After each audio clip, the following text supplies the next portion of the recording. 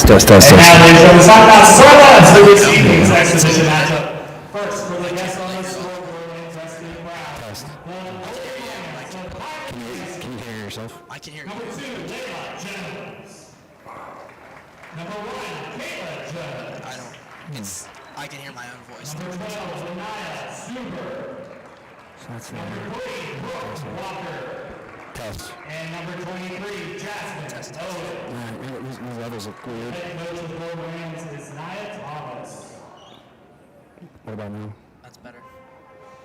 And now, ladies and gentlemen, Dr. Ross is starting by team on the scoreboard this evening and dressed in white, your Armstrong River Rocks. Hey, freshman number 11, Sophia Schumacher. A 5'8" number 22, Gemma Swartz. A 6'1" freshman forward, number 23, Mary Duncan. A 5'8" sophomore guard, number 24, Bella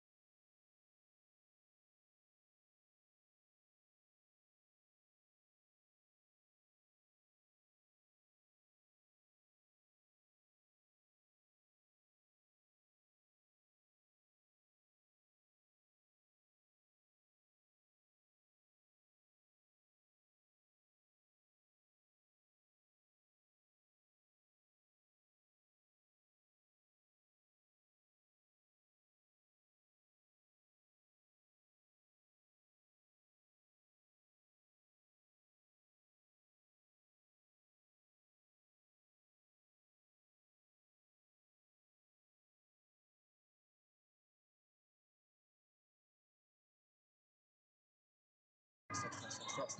It is. Test. Test. Test. Test. Test. Test. It's not. It's not all of us. Test. Test. It might just be from that. It might be. Jump up on the floor.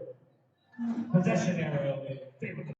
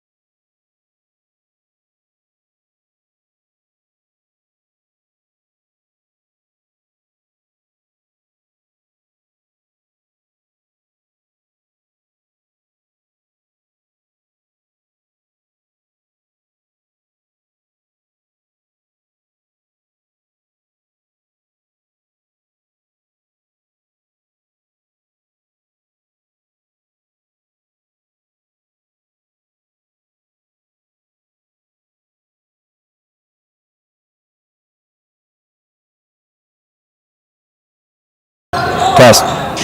Now it's working. About. Remains Test. Test. Test. Test. Test. Test. Test.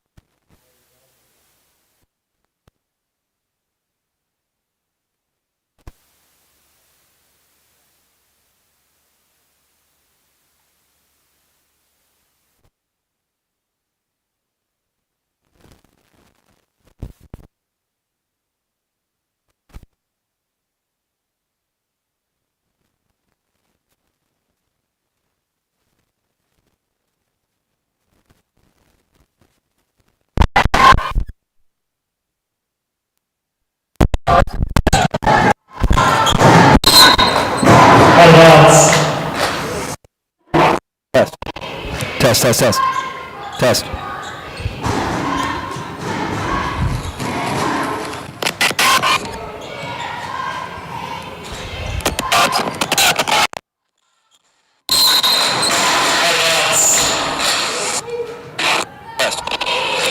Test. Test.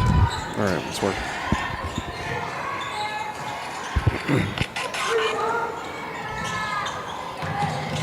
How good it is.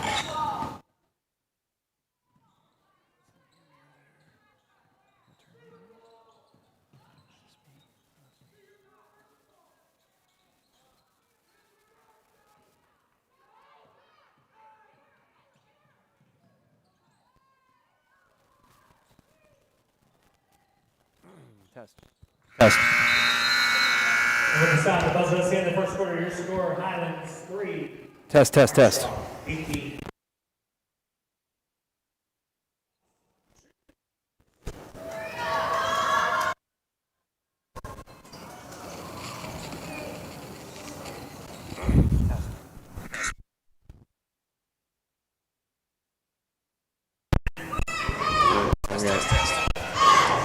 All right, I think we got it. I figured the camera out. I figured the camera out.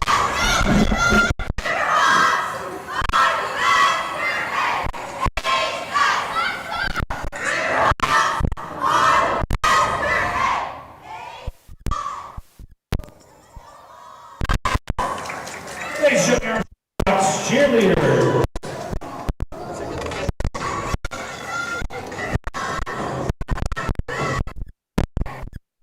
Trying to find something to prop. There, it needs to be turned that way. No. Which way does it need to turn?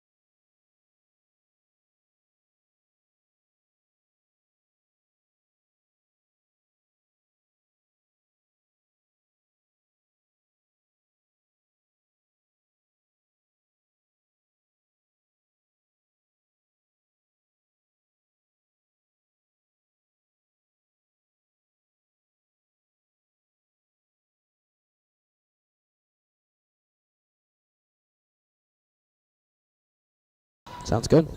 Oh.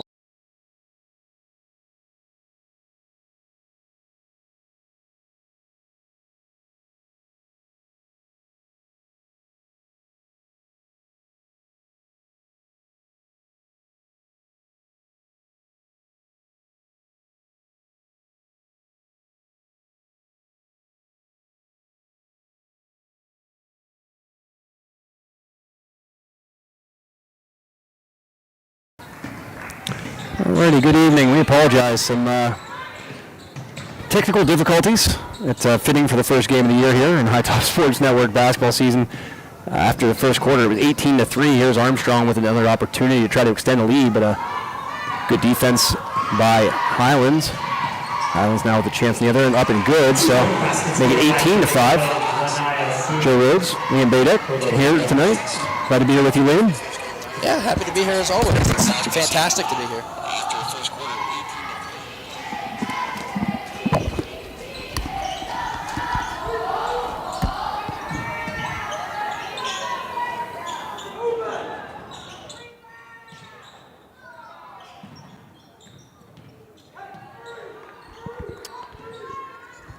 All right, hopefully that's a little bit better. Heard a little bit of a distorted sound there. 18-5, the score. Another bucket there for the Riverhawks. Just turned my head when that happened, Liam. I didn't get a chance to see who it was, but That was Mary Duncan for Armstrong. She had a nice in the paint basket there. Found her on the block. so 6:14 left, second quarter. Again, apologize. You can take something to a game, it can work, and then you bring it to the very next game, not even take it out of the bag, and then suddenly it doesn't work. That's just the nature of the beast here. Is Gemma Swartz now with a chance. She crosses over her defender, goes up with it. Contact, nothing called. Loose ball on the ground, and the whistles blow. Jump ball to go back to Highlands. So, Liam, first of all, pleasure to be here with you, sir. It's, these seasons, but try to move your mic up a little bit. Are you there? Can I hear you? Can you hear me? Make sure I can hear you a little bit better there, Liam. Hopefully that'll work. Anyways, we'll work through these technical difficulties. Hopefully you guys can hear us at all. And glad we could at least bring you the footage there of the first quarter of Armstrong jumping out to a 20-5 lead here with 5:56 left. But Liam, man, great to be here with you. Always a pleasure. Of course. basketball season one of my favorite times of the year because obviously I love basketball, but I get to cover games and be a part of something here and do it with guys like yourself, and that's honestly the best part of my job. So thank you. I appreciate that. It's fantastic to be here with you as always. Yeah, man. I think at halftime we're going to have to go back to our since this is the first game of the year, and if anybody knows anything about a Liam Badek and Joe Rhodes broadcast, they're fantastic. They're fantastic for one, but secondly, more importantly, we get off on baseball tangents. Yes, we do. Liam, a big baseball player. I love the sport of baseball. I love all sports, obviously, but love the history of baseball since it's such an old-timey sport. But halftime will be dedicated to the folks out there who miss baseball, are ready for baseball season, even though winter sports just started, as Liam and I will try to stump each other with baseball facts like we often do. Like Dummy Hoy. I hope you know the story of Dummy Hoy now, and you've shared it with others. I have. The advent of signs. He was a deaf player. Yeah. Borderline Hall of Famer, in my opinion. Hall of pretty good, as some might say. Hall of pretty good indeed. Try to stump each other with baseball facts like we often do.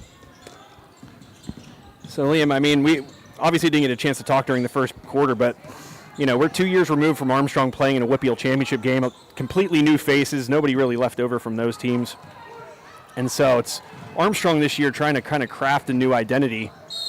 And obviously a lot of young players featured last year when we were doing games here. I feel like we sounded like a broken record saying that. Yeah. Well, every year we say Armstrong's got a young core, but, I mean, that's just the truth every year. Yeah, absolutely. And I think this year, with last year in mind, a lot of these younger players kind of getting their sea legs and knowing what to do in these varsity-type situations. And so it'll be exciting to see what Armstrong is able to put out there on the court. Right now, obviously, an impressive start, 20-5. Just kind of looking at the Riverhawks, certainly they have some size to them, something that's always obviously an advantage in high school basketball, but also, too, they have some good guard play. Yeah. I believe very much like those WPIAL teams, that the team that went to a WPIAL championship, if you remember, Liam. Obviously, they had some size. They had some great guard play, and the likes of Emma Paul. There's Callie Allensworth. And there's Amelia Geyser. She was a great player last year for Armstrong. I know she filled it up in a couple instances, and now she's got that experience under her belt, like much of these other players here for Armstrong tonight. So, as I said, Liam, it's going to be very interesting to see what this team does. Great defense there by Pock. She's going to try to take it coast to coast. She goes up with it, off the glass, no good. Nice trail, and up and in by Duncan. Duncan makes you want to do a double take. It kind of reminds you of Kyla Fitzgerald in a way. Yeah, just the height and the lankiness from her. Yeah. But certainly excited to see what this Armstrong team can do this year. Excited to watch this Highlands team as well, though, Liam, who is going to be on our network quite a few times here in 2025, 26. Yeah, for sure. Armstrong foul called against number 12, Sadie Butcher. That's her first heat foul of the quarter. Put some Armstrong buckets up on the scoreboard here. At the line for Highlands, number 23. Jasmine Owen. The first one does fall for her, so. And what has to stand out to you, Liam, I know it does to me, not just looking at this Highlands roster, which has a total of 7 names on it, but thus then the bench only having 2 players on it. I didn't really notice that until taking a gander at this roster. Just 2 subs for Highlands. Yeah, I walked into the gym and I thought, where's the rest of the team? But they were here the whole time. Great job of Armstrong. Quick passes. That ball did not even touch the floor there, Liam, and that's what you want to see when you're trying to get out in front of the defense in a fast break or going against the press. I feel like that's what we saw from those WPIAL championship team. They didn't dribble much. They passed. They found that open player all the time. I mean, it was just pass, pass, pass, and that's how they won games. Yeah, and that's a great point. Really, it is. That one's on the baseline. It's going to stay here with Highlands. Apparently, it goes off of Geyser. She was fighting to take the ball away from Jones, but they're going to say she was out of bounds, so ball will stay here with Highlands. 3:29 left. Yeah, Liam, that's a great point. This team, I think, and under Coach Caliper, Coach Caliper's, I think his style of play is one that's beneficial to everybody on the roster. You know, he likes to get multiple players involved. Now, of course, a couple years ago, when you have an Emma Paul who can pretty much do it all, you know, you're going to let her get hers. But the way his style of coaching, I think, works is one that really is conducive to everybody on the court. It's always looking for the best look on the court, not necessarily running set plays for certain players. Yeah. And I like that. I think, you know, basketball is a great team sport and good ball movement and certainly, you know, trying to find that open man and easy scoring opportunities is a good way of going about high school basketball. And I think now with some younger players, you don't have that definitive Emma Paul on the team.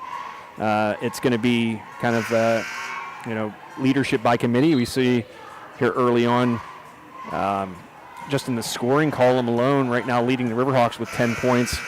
And we heard her name, unfortunately. You didn't out there too often. Is that Mary Duncan, Yes, I believe, it is. with 10 points? But also, too, I wanted to point out, I feel like she probably scored more than that, but I was thinking of Sophia Shoemaker, a freshman guard getting a start tonight, wearing number 11. She, I think, has 5 points to her name. So, again, even if you look at the scoreboard right now, you have 3 players in that have scored points for the Riverhawks. Duncan with 10, Shoemaker with 5, and then also Geyser with 5 of her own. So, And we got another score right there. and then add another score to it. There's Sadie Futcher with a 3. So again, there's another player, and again, this offense very conducive to all players being kind of involved in the offensive end, and I think that's going to be something good for this Armstrong team here. As they, of course, a lot of young players that got time last year, but still plenty of growth to be seen here because of the youth factor. As Shoemaker I goes. feel like last year we saw quite a bit more upperclassmen than we do this year. I mean, I'm looking at the wall over there. There's only 2 seniors on the team. And Yeah. There's only, I think, 2 juniors on the team. Wow, that's a great point there, Liam. Yeah, you're just spot on there. The number of freshmen is crazy. You have 1, 2, 3, 4, 5, 6, 7, 8, 9, 10, 11, or 10 freshmen. And, I mean, we talked about it last year with the boys team, that the group of guys that were freshmen and sophomores last year, they grew up playing together. They were around each other all the time. They got good reps together, and that helped at the varsity level. So these girls that have played together for this long because of their age, and it's just going to help. Yeah, and I like that point as well, Liam. I think that whenever you kind of usher, and this is again a credit to Coach Caliper for doing this last year, and kind of, you know, Armstrong not having the season last year that it had the year prior going to a WPIAL championship. Yeah. They took some bumps on the head along the way, but I think it was all for good future purposes. You know, to your point, letting some of these younger players that have played together probably their whole lives get that varsity experience together as well. As Shoemaker kicks it out, nice pass, unselfish play there, but just missing front rim, no good by Futcher. But you mentioned Shoemaker there. She knocked down a 3 a moment ago. So, again, that balance in scoring is mighty impressive here for Armstrong. Yeah, we talk about offense a lot here, Joe, but just from watching it, moving the camera, the defense has been fantastic. They've caused a lot of turnovers leading to a lot of their scoring, which is going to help in the long run of this team. Because if they can keep doing that, then they're gonna win games. They're gonna win a lot of games. Yeah, I agree, Liam, and I think it'll be interesting just to watch how quickly this team kind of finds its cohesion, I guess. And also, too, you know, and you never want to look past this because it's the great equalizer, I think, in sports, regardless of what sport it is your defense. Armstrong really kind of playing a tenacious defense all over the court here, diving after loose balls, getting hands in the passing lanes, and that's obviously, if you can get some turnovers, you can turn that defense into offense pretty quickly. Looked like a little zone there for the Riverhawks. I believe it was. I think it was a 2-3. I think you're right. I thought I saw that earlier, but I wasn't too sure, so I didn't say anything.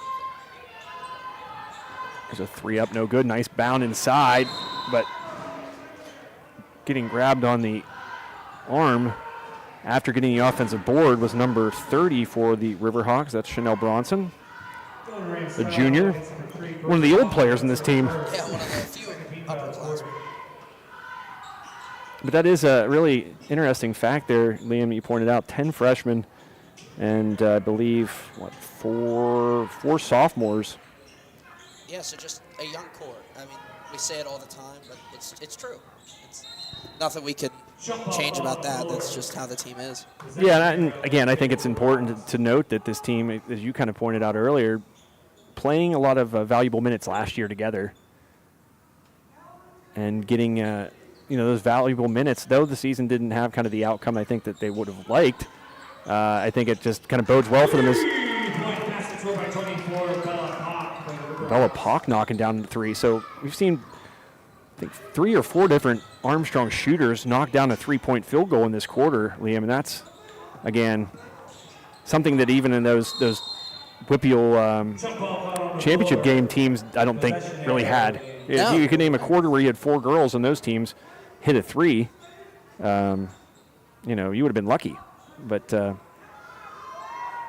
so This seems kind of strange, but the way I see this team, they're doing it kind of like Moneyball. They're not getting another Emma Paul. They're recreating her through multiple people. yeah, that absolutely. And I think that those teams are the ones that bode or do the best come February when playoff time rolls around. Liam, 27 seconds left here, 36-7 your score. But those are the teams I think that things bode well for them come the playoff time in February. You're not depending on one shooter who, if they are having a cold night in the middle of the playoffs, then your team's going to struggle with them. Instead, this team, you got multiple threats, multiple players, and multiple positions that can fill it up. As Highlands comes out of that, 3 seconds left, nearly getting that one stolen away, trying to go coast to coast, and she does, but no good. And the shot attempt at the buzzer by Kyla Jones. And after 2, your score, Armstrong 36, Highlands 7 here on High Top Sports Network's opening night of basketball action here from the Hawks Nest, Armstrong Junior Senior High School. Joe Rhodes, Liam Badek.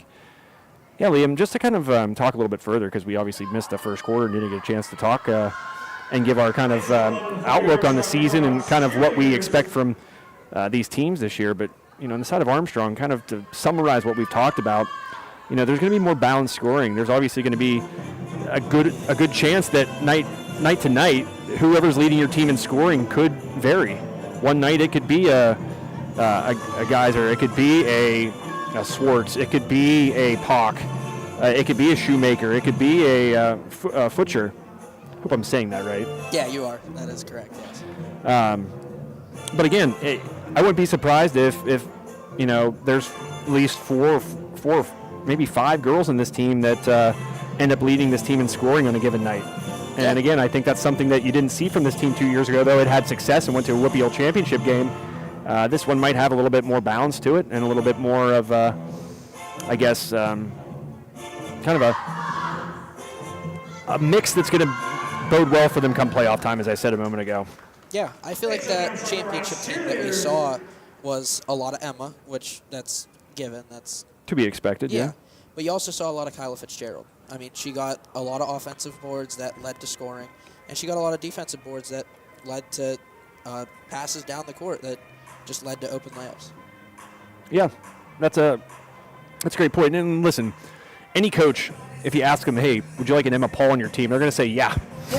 They're not going to say no to that, and for all the right reasons. But high school basketball is, shooters are streaky, and that's kind of just the nature of the beast.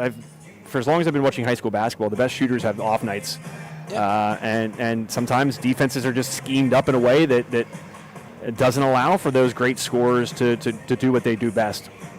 That happens. So if you have a good Robin to your Batman, or in this case several Robins, or just several Batwomen. I have no idea. Open to interpretation. My point being is, it seems like there's not really a clear head and shoulders number one option in the scoring for Armstrong.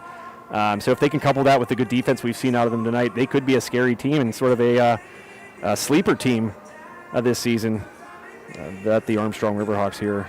Yeah, to go off what you said about like a defense shutting a player down, we saw 2 years ago with the boys team when Shaler locked down Jack Valasek and he was not able to score, and that led to a blowout game for Shaler, and it was not good for the boys. I mean, it was It was honestly an awful game. I watched that. It was they found a way to trap Jack in the corner every time, no matter what play we ran, and it was impressive by Shayla just to figure out a way to do that. Yeah, and so, it's early in the season. You don't want to start putting, too much on these teams and expectations, but I do like what I've seen here so far for Armstrong, and I think that the one thing that maybe we haven't given enough credit is the defense. They've been very good moving without the basketball. They played some zone. They look good doing that. They played man, look good doing that. Outside of that, really that last layup that you saw there, which there might have been a carry or two on that play. I believe there was a travel call before that play ended. But I just like the speed of the defense as well. They seem like a quick team in general, and I think that's translating to the defensive side as well. Offense grabs the headlines, unfortunately, always. Yeah, that's. But defense certainly is a big reason why a lot of teams are able to, climb the standings and put together really winning campaigns. And that's one part of Armstrong's game here tonight, allowing just 7 points for 2 quarters, not too shabby, and just 2 scorers total. But granted, Highlands just coming in with 7 players, which is tough. We've seen that over the years. Teams kind of not having the depth. Yeah. 10 freshmen alone is going to build a JV and a varsity team. Yeah, you think about it, Armstrong has nearly, we talked about the lack of seniors and juniors. Well, they have more seniors and juniors, or about the same amount as Highlands has players total. So when that's the case, it's going to be tough. But trying to pull up the standings here so we can kind of take a glance. Because I believe, is this the first year of the new alignment? Would this be? Yes, because it was, so. I think, so 25-26 is the first year of the new sections. So the section realignment. I believe so. I don't know, because baseball got realigned. Yeah, then it's all sports then. I'm pretty sure. I think I noticed that in football, but again, football feels like a lifetime ago already. But Armstrong section here, you got Gateway, Armstrong, Fox Chapel, Franklin Regional, Penn Hills, Plum, and Shaler.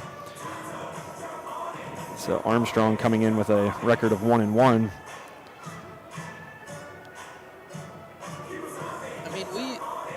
We beat some of those teams last year, didn't we?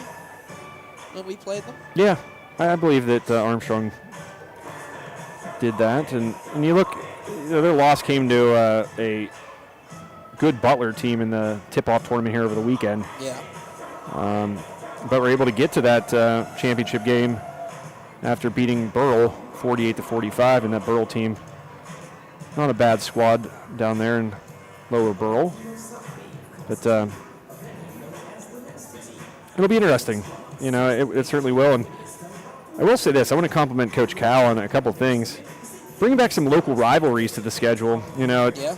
Armstrong, obviously a much bigger school than a lot of the local teams around here, be it at Apollo Ridge or a West Shamokin, but those two teams are on the schedule this year, and I love that. If you're an Armstrong County sports fan, getting the opportunity to see some of your teams, which is few and far between these days, get to face off.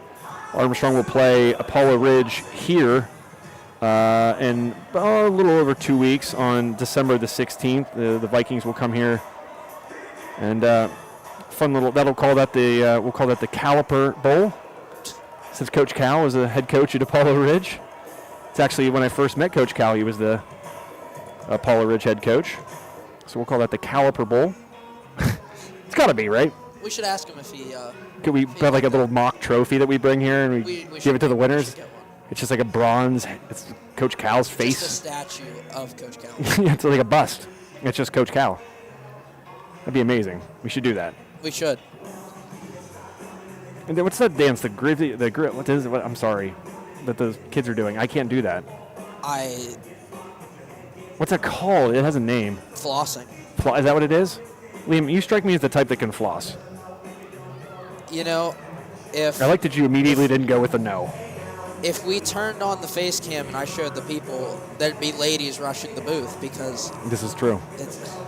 Typically, when Liam's on the air, we have to lock the doors at the bottom of the steps for good reason. Now, I don't have to say it. You guys can kind of do the math.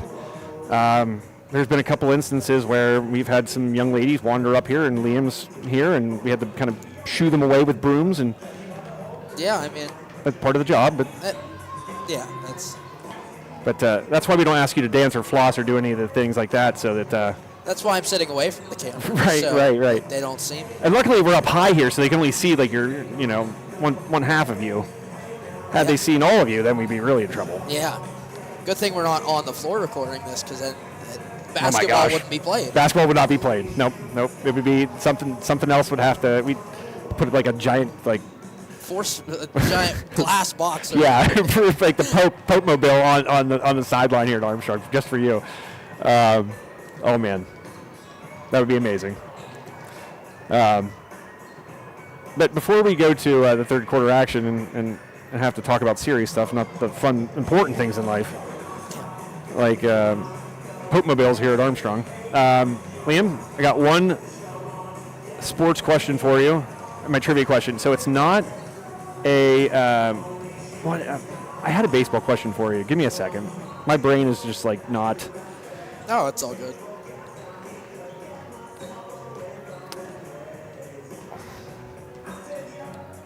If you don't think of it, go ahead. I went on a golf trip just recently. So Okay, we can this talk is. about that. I love that. If you forget the trivia question. Well, I do have a question for you, or just a opinionated question for you to answer. Well, I'm great at opinionated questions. Do the Pirates? There's rumors they're going to spend more money this offseason. There's a lot of people and insiders and also fellow owners saying that Bob Nutting is going to pony up and start kind of, loosening the purse strings a little bit. Do you see the Pirates doing that? And if so, what will they have to go out and get or do to make you happy as a Pirates fan? If they do spend money, that's going to be fantastic.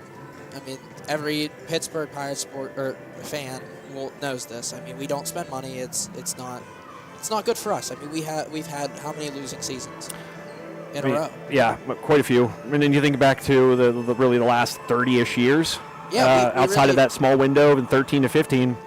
We really don't break that third place marker. I mean, we're constantly in fifth place. It is wild that we won 99 games or whatever it was that one year and we're finished second. Thus, we were relegated to a wild card game. But that's just bad luck there. But here's the thing. I'm just going to simplify it.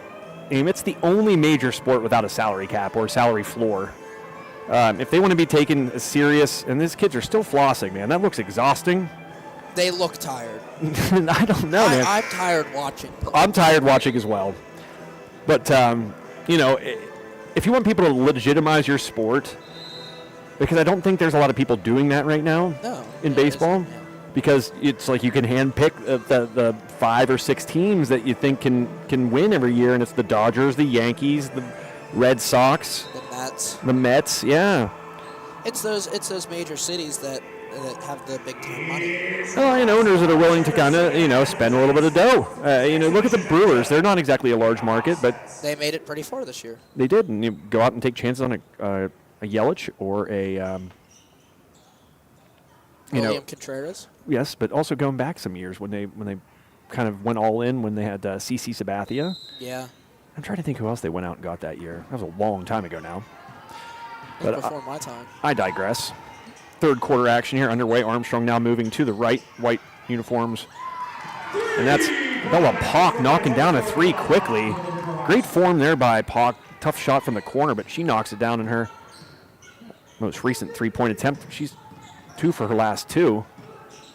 To kind of get back to the point I was getting at, I think the Pirates will spend money. It's if they spend the money on the right people. And is it going to be enough to make you happy? Right. Or you're going to go out and get a bunch of scrubs, 8 scrubs, 3 of which are going to sit the bench on a nightly basis. And like they did with Tommy Pham. Right. I'd almost rather see you just invest in 2 really good players. Nice turn and face there. No good by Duncan, but a rebound by Shoemaker. She puts it up, no good. Duncan's going to get another board, no good. And finally, Highlands, after 2 second chance opportunities for the Riverhawks, comes away with it.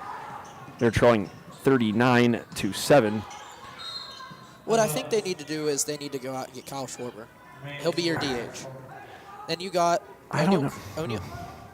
Go ahead. MVP caliber season. Will he do that again? Maybe, maybe not. It's iffy. I mean, his last few years have been really good. Don't get me He's- wrong, he's but been an all-star for how many years? I hate paying guys as much as he's going to command for who don't play defense. That's the only thing. You could force him to play defense. Is it going to be good defense? Exactly, that's my but point. Then you have O'Neal Cruz and you have I- Ryan Reynolds in the outfield. I think O'Neal Cruz needs to move to third base. I think he needs to stay in center because of his speed. Lack of effort, yes, but Turnover there by Highlands. the fact that he can track a ball down in the right center gap, which most people on most teams. He doesn't seem very enthusiastic about the move to the outfield. That's one. It's really hard to change a player's mind when it comes to that, because what happens when that's the case, they end up going somewhere else who will let them play the position they want to, and then they end up doing really well, and it just is agonizing as a Pirates fan. There's a couple players I can think of. Nice little turn, little hook shot there by Duncan. Yeah, I mean, how many times have we seen that from? And Mary Duncan there with a nice little hook shot, the freshman. She's up to 12 points. But then the Pirates also need to go out and they need to get Ryan O'Hearn. Okay. He's a cheaper option. He can play first base. He can play outfield. He can even DH for you if you need him to. Yeah, I haven't really, and this is, shame on me, I haven't really looked at the free agents that are left. I feel like it's not really a great free agent market for big bats. No, the two biggest bats that, again, as you said, would help on defense are Kyle Tucker and Cody Bellinger. Bellinger would be nice. I have a feeling that he's either going to go back to the Dodgers or going to go back to the Yankees. Where was he this past year? The Yankees. Was he really? Yeah. Was he a Cub? He was. We traded for him. I say we. Shoemaker up and good. Nice coast-to-coast move there by Shoemaker after the steal. I say we like him. She's up to 10 points. You got three players now in the game for Armstrong in double-digit scoring. Shoemaker, Duncan, and Pock with 10, 12, and 11 respectively. There's that depth in scoring, Liam. But no, go ahead and finish your point. I say that like I'm part of the Yankees organization, but he fit in well with that team. The short porch in right field really helped out for him. Oh, left-handed bats, and if you get a truly good left-handed bat at PNC Park, man, it can thrive. Yeah, like O'Neal Cruz does most of the time when he wants to play. Yeah. He's just he's a very Polanco-esque character. Yeah. If you remember Gregory Polanco at all. Unfortunately. Yeah, it wasn't that long ago. I keep trying to remember that you're pretty young still, and you might not remember all these guys. Shoemaker with a burst of speed there, left-handed layup, just a little hard off the glass, no good. But tell you what, I like what I've seen out of Shoemaker here. Got that Carter Schotting-esque. Very much so. I'm looking forward to seeing that young man put up some shots this year. I never asked, did you get your Carter Schotting jersey for Christmas? I did. It's fantastic. The only thing missing now is an autograph on it. Oh, I think I can get that arranged for you. I bet you could. Now we just need to get a plaque and hang it up here in the booth. Really, those Armstrong uniforms just look like Space Jam uniforms. Yeah, I'm not a fan of the Hawks uniforms. Are you talking these ones or the boys? I haven't seen the boys. I think are they new? I think so. That's her first team foul of the quarter. I'm looking over at that team banner there. No, those are Last year's? the same. Yeah, I think they are. I think, first of all, it's crazy to me how often uniforms get changed. We've had the same ones for baseball for like 5 years now. Right. I mean, it happened for like 2 years. They're not even dirty yet. Oh, ours are disgusting. The ones I had, I think, in high school were like, I'm not saying they're bad. They're just so many people have worn them. It's Armstrong, good ball movement. Here's Shoemaker, no good. Rebounded, second chance opportunity. We've said that several times tonight here for the Riverhawks.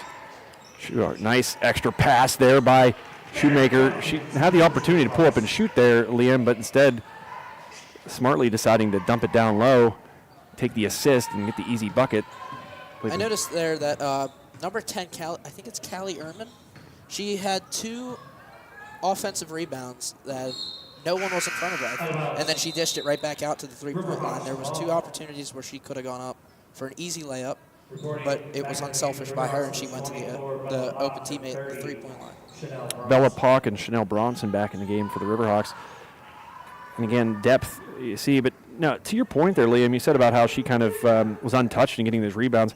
the art of rebounding, I think, is kind of something that is just innately in you. It's not necessarily something that's taught. So that anticipating where the basketball is going to be as it comes off the rim, I think that's something that's really hard to teach and something that sometimes just you have. And so, of course, I don't think Highlands is doing necessarily a great job of putting a body on whoever's near them and boxing out and trying to prevent these Riverhawks players from crashing and getting those offensive boards. But ultimately, I think that what we've seen here tonight in several instances, I think will translate over into other games against maybe tougher competition.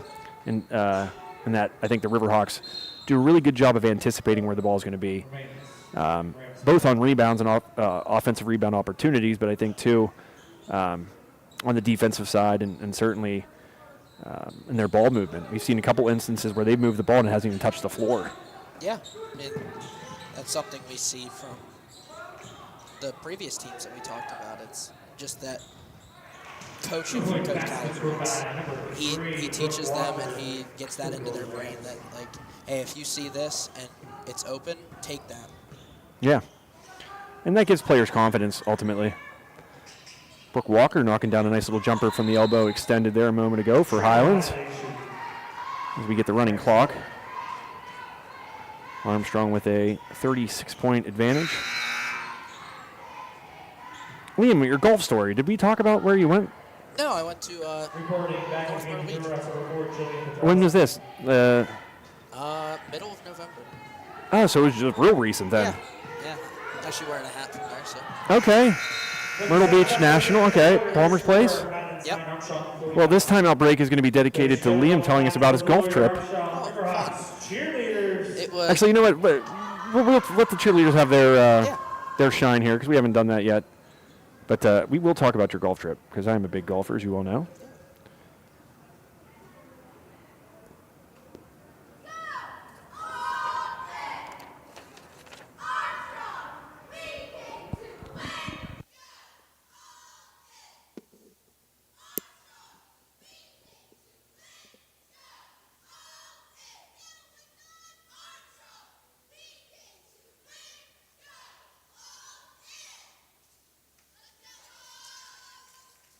Ladies and gentlemen, Armstrong Riverhawks cheerleaders.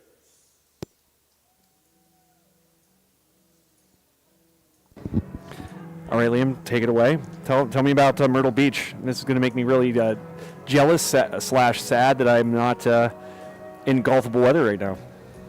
Joe, you have no idea how much I wanted to get off that plane as soon as we stepped foot on it. Oh, It was upsetting getting on that plane. I almost cried. so how many places did you get to play? We played 5 courses. We played Oh, man. 2 on Saturday, 2 on Sunday. Sounds like heaven to me. 2 on Saturday, 2 Sunday, and then 1 Monday before our flight. Nicest place you played? That's difficult. I don't know. There were 3 courses that were absolutely beautiful. Kings North and South Creek, both at Myrtle Beach National, were absolutely fantastic.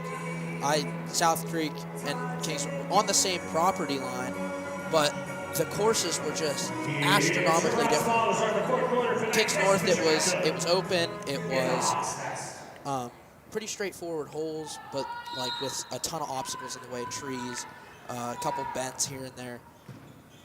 South Creek was a lot tighter. It was winding course, tight holes, trees on the outside, not so much in the middle. And then we played one more after that, those 2, which was Grand Dunes. I like the name. That was, I don't even know how to explain it. It was gorgeous all around. Did you play the way you wanted? For the most part, that last round, I was kind of exhausted going into that. Yeah, that's a lot of golf, man. Yeah, I mean, it was getting off the flight just tired me out to begin with from where we landed in Myrtle. And then we didn't go to bed till like midnight that night, got up at 5:30. You know, golf's funny like that though. If you're a little short on the sleep, but it's the golf, it seems a lot easier to get up and get moving when golf's the reason for it. As Pac takes the steal there, goes up with her left hand, but she's fouled and will head to the line and shoot 2. Nice job there by Bella Pac. Once again, she's having a strong night both ends. She's I think she's second in the team right now in scoring in this game, if I'm not mistaken. Just behind Mary Duncan. Yeah, I think Duncan has 12, if I'm not mistaken, or maybe 14. Pock looking to get her 12th and 13th points here. There's the 12th. But is that your first time really golfing out of state much? Or? That is my first time at all golfing out of state. Okay, so fair to say that you start realizing how different as Pock nails the second there, 2 for 2. And that's another thing. The Riverhawks have been pretty solid from the charity stripe here tonight too, Liam. I don't have the percentages, but close to 100. Because I know Yeah. Shoemaker was the other one to go to the line. Yeah, I don't know if anyone else has, and I know she made both. that was a scary play there. As Geyser had her arm kind of falling on. It looked like it bent funny, but she seems okay. As another foul called, another trip to the free throw line for the Riverhawks. This time it'll be number 4, Jillian Petrosky, freshman. But the first 2 courses we played were also beautiful, but weren't my favorite. What I was going to say, though, you notice the difference between Pennsylvania golf and, like, say, that's South Carolina, right? Yeah. Yeah, South Carolina golfer. Eventually you'll get to play some Florida golf or an Arizona golf. It's funny how different the game really ends up playing, and depending upon where you're at in the country. Yeah. What were your big takeaways? What did you notice about it that felt different than PA golf? Was that free throws? And I'm going to blame us for that missed free throw right there by Petrosky. We just totally jinxed them. They were doing quite well from the free throw line in there. Petrosky missing everything. If you end up watching this, we apologize. Our apologies to Jillian. Biggest takeaway was probably just the layout of the courses. The way that the guys made the courses was just, some were obscure holes, but there was also just some fun holes. You don't see that around here. Not enough. There's a lot of cookie cutter. That's one thing about PA, I will say. There's too many cookie cutter type courses. Yeah. I'm not hating on this place. I think it's usually in just absolutely wonderful condition, and that's the Madison Club. But I just think that the layout itself is not that exciting. Yeah. I think the courses around here that end up being the most popular are the ones that have good layouts. Yeah. One of my favorite courses is Dubs Dread in Butler. Yeah. Aubrey's. John Aubrey, the owner of that place. That back nine is so different. It is. It really is. But you know what, man? I'll tell you what. It makes you, if you play at a course like that daily, it makes you a much better irons player. That's for sure. Yeah. Because there's plenty of opportunity to hit driver on that course. But it's not smart.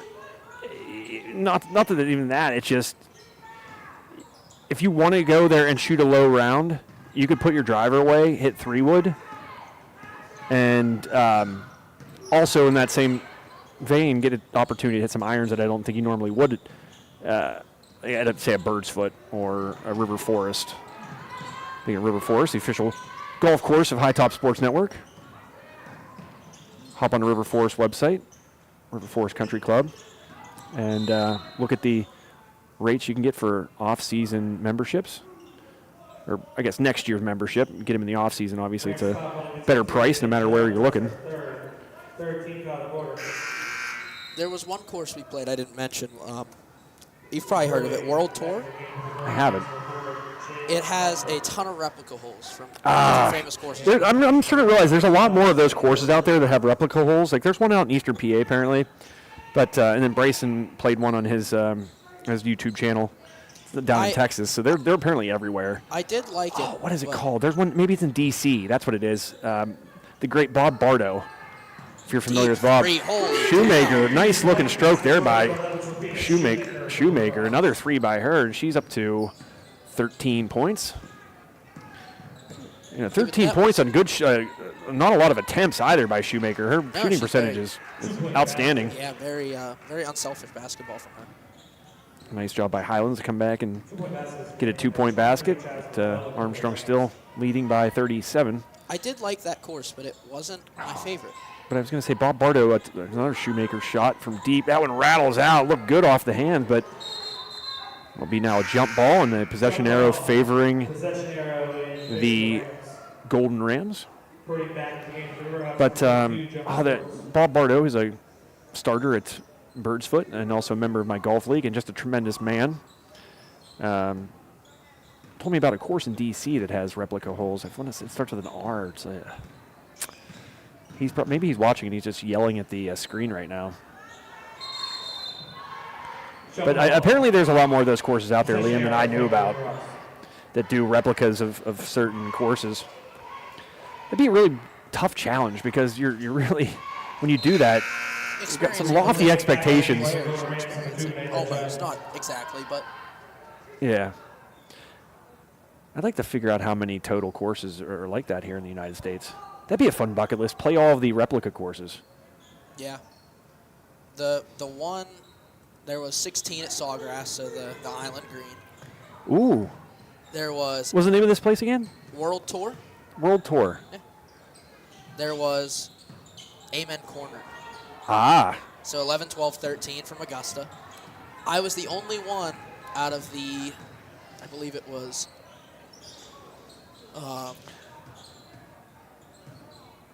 Can I ask you quickly, what was the weather like down there while you were here? Like, what was it back here and what was it there, if you can remember? It was mid to upper 60s, low 70s there, while it was like 40s here. Oh. So, like, you could go there feasibly really any time of the year, and there's a really good chance you could still get some golf in. Yep. Duncan adding to her total. Impressive night by that young lady. She's up to 16 points. I want to say Armstrong now has 4 different players in double digits in the scoring column. And that's, again, a really good sign for Armstrong this year to have that kind of depth in scoring, especially when you're young like they are. Yeah. It's going to be an exciting season to watch, especially to broadcast. I agree. Looking forward to that, and also looking forward to see what the Riverhawk boys have in store. Just 3 seniors for them, so a little bit younger of a squad on that side as well. Yeah. 55 seconds remaining here. Armstrong going to put another win in the win column. Move to 2-1. Wins against Burrell and now Highlands. A couple Alikiski foes. A loss to Butler. Nice pass there by Shoemaker. She gets the rebound. She's fouled. Great effort by Shoemaker. A great extra pass, and then she doesn't give up on the play. She heads back to that block, boxes out her Highlands player near her, and gets a rebound and fouled, and rewarded for the opportunity. Just got informed by my mom, we already have a 2-hour delay for tomorrow. Wow. So anyone that goes to Armstrong or West Schmoken. Liam, man, you're the best. Basically, you're like a Joe DiNardo, if you know who Joe DiNardo was. I don't. You don't? Wow. I'll bring you the daily news. Joe DiNardo. Can't have a camera on my face because all the women would be rushing me. Shoemaker knocking down another free throw. We're going to have a hard time picking player of the game here, Liam. This is going to be a tough one. It's really going to be a tough one. One more upcoming for... There was 2 holes that we played down there in Myrtle. One was at Kings North, and one was at a course called Arrowhead. Okay. And you get to the hole, and there's a starter there. Well, not really a starter. They said, you wager money if you want. You can wager in increments of 20, and you win. If you hit the green, you double the amount of money you wager. You miss the green, then you just get the same amount of money that you bet, but in-store credit. Okay. Wait, you're going to have to, I don't know why it keeps saying disconnected, reconnected, but we got 11 seconds left, 56-13, Armstrong in front. Yeah, you're going to have to repeat that again for me here, Liam, after the game goes final here, because I'm intrigued by what you're saying. The other one that was at Kings North, that was, it's actually called the Gambler. It's like Kenny Rogers. Yeah, actually there was a sign that said you got to know when to fold them, know when to hold them, know when to rock them, know when to run. Did you know who sang that song before you saw the sign, though? You did not. I should have known, but... See, you're going to say I'm old and I know that. That's the only reason I know this. That song was out. That came out way before I was born. Yeah, I'm a student of history, Liam. But just to wrap up, put a bow on this game, 56-13 Armstrong. I think we should give this one, in my opinion, Liam, to, I think, Sophia Shoemaker. Kind of did it all. She played a really awesome brand of basketball tonight, unselfish, never gave up on plays. Like that assist you saw right there, came back in, crashed the boards, got the rebound, was rewarded with the free throw opportunities. Just very smart basketball by Shoemaker. So I think she's going to be our High Top Sports Player of the game tonight. Sophia Shoemaker, the freshman 5'4" guard. I agree. I mean, you could give it to a multiple number of these Yeah, players. you could have given it to Mary Pock. Duncan. You could have given it to Pock for sure. Pock was, I think, right up there with Shoemaker. Yeah. Amelia Geyser, she had a good night as She well. had a great night, yeah. So really, plenty of really great opportunities. But I think tonight we got to give it to Shoemaker. I agree. But please finish what you're saying. Tell me that story about the betting. So it's a par 3. It's about 160 yards, 165 yards. You wager money in increments of $20. Okay. If you hit the green, then you get double your money in store credit. If Is the green big? It I guess it's not. It was wide, but very it wasn't long. So you either had to miss left or right. You couldn't go long. Okay, so it's How wide are we talking? This is 160 yards, you said? Yeah. Okay. It's fairly wide. I'm gonna be honest. It was honestly probably from half court to one out of bounds mark. Like if you looked here, it'd probably be about that. Oh, so it's decently wide. Yeah, but it wasn't super long. It was very thin. Thank you to the folks still tuning in to hear about Liam's golf trip. The numbers actually just went up when I said that, so I hope you're enjoying it too, because Liam, I'm enjoying it, but continue. Did you hit the green? I wagered $40 and I got 80.